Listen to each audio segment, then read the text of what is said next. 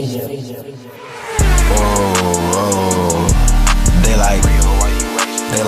if we're going off advanced stats, Collin Sexton is actually terrible. And yeah, but the only thing I have a problem with advanced stats too, because technically, if we do that too, which is why I don't like it.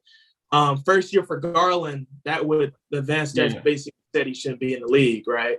Was Garland really that good that first year? Huh? Was Garland really good that first year, Relly? Yeah, he was decent. He wasn't good. He wasn't like superstar, but he was decent. And that's the problem. That's the problem not only with Cavs fans, but people who look too into stats, is that y'all was so quick to say we needed to trade Garland, even though he was averaging like 12 points and 4 or 5 assists, and didn't realize how he was getting the 12 points and 4 assists, even though he was hurt. So this is why, and that's what advanced stats does not contribute. It don't contribute health. It doesn't contribute minutes. It doesn't contribute any of that.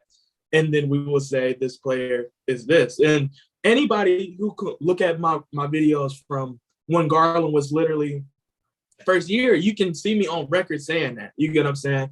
So, and I have to be consistent here, because yes, I do believe Collin Sexton. When we talk about pure regular stats, they don't tell Collin Sexton's true story. But I'm not going to go off advanced stats, because then that's when you have to nitpick which one is truly accurate in this situation. So, but I do agree with you that Collin Sexton may not be the option going into this offseason. So right now, really, the Cavs should do, really, is they should look to trade for an actual scorer at the guard position, not only a wing, but a scorer at the shooting guard position to replace Collin Sexton's role, because right now I don't think there's anyone on this roster that can do that. But also, what was I going to say? I forgot what I was going to say. Oh yeah. Also, really, I know we can keep bringing up how Collin Sexton has had no help throughout the years in Cleveland, really. Mm-hmm. But being this guy that everyone, Cavs fans or Sexton fans, hype him up to be, being this star, he should be able to at least carry. He should be at least to get his team to a respectful record, or at least the playoffs, and he hasn't done that. So that's all I'm saying. I agree with that. Honestly, I know that might be a bold take for a lot of people, because I know how people get down with Collin, and I don't blame them, but I do agree with you. I do, because just like when I killed Atlanta for it a couple of years ago, like, if we say a player is as good as we say he is, we shouldn't be that close to dead last. Like I can understand why we wouldn't be in the playoff for 2 years with Collin. If it's second season, I understand, I respect that.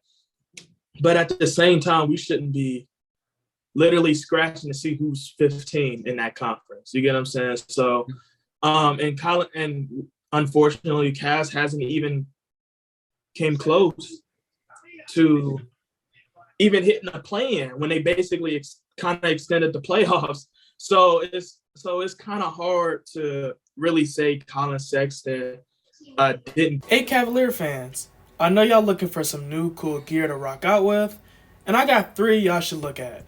Now, for starters, we got the Wingcraft Cleveland Cavaliers American Stripe flag. It's 3x5 with durable metal grommets and features a quadruple stitch fly-ins. Then, of course, for all the die-hard Cavs fans, we got a 2016 championship banner that's also 3x5 to remind everyone that we are the loyalists and the best die-hard fans in the league. So, if you want to represent, go ahead and also check out this championship banner. Now, the weather is changing, And any Clevelander and Ohioan knows how disrespectful our weather gets.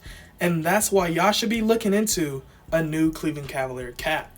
Did not only keep you warm, but to remind the world who you rep. So, if you want any more information regarding any of these 3 products, go down in the description box below and click on the link and let them know that Relly sent you. Get an opportunity when he has. And especially when players that we wanted off of the team before, it's not me included, but like Darius Garland has already, to an extent, developed better than Collin Sexton already. And he's not that far off scoring-wise compared to Collin Sexton.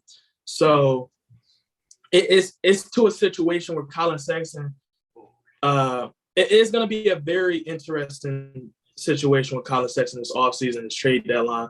And I know we can't technically trade him because of the circumstance, but bro. The one see them shaping up some problems. The one thing I was going to mention really was the most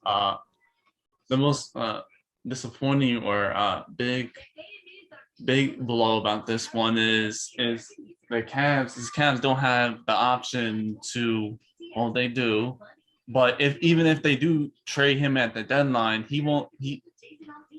teams aren't going to give like much value for him because what we all explained earlier in the video. So that's another big blow. So yeah, because Sexton was supposed to be seen as one of our very good trade assets, and right now he probably has very little value. So yeah, I wouldn't say he has little value, only because he is still a restricted free agent, and this is his first major injury. So yes, there's going to be skepticism of Collin, but I think that's only in the sales pitch. I sincerely, now, if this was me and Kobe Allman asked me if we were to truly shop him or trade him, it wouldn't be during the trade deadline. It would actually be closer to the offseason because he is a restricted free agent. So come to serve, you can do a signing. Yeah, the thing is, Colin would have to agree to that. Go anyway. Huh? The thing is, Colin would have to agree to that. That's the thing.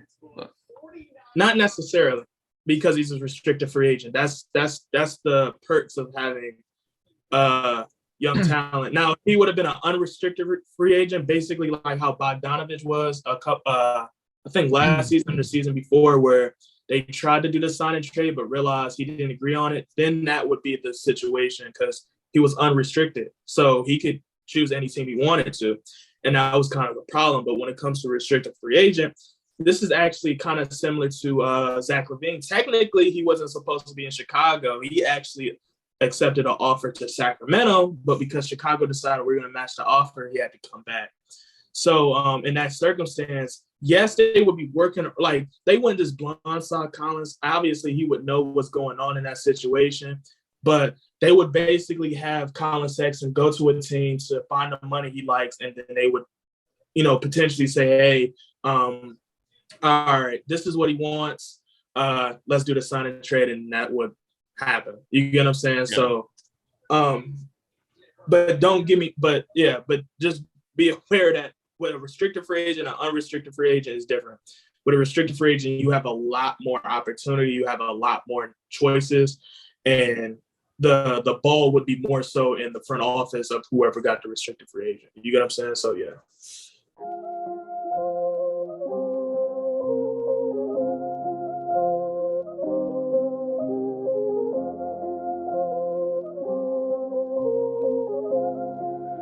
That's Atlantis with that money.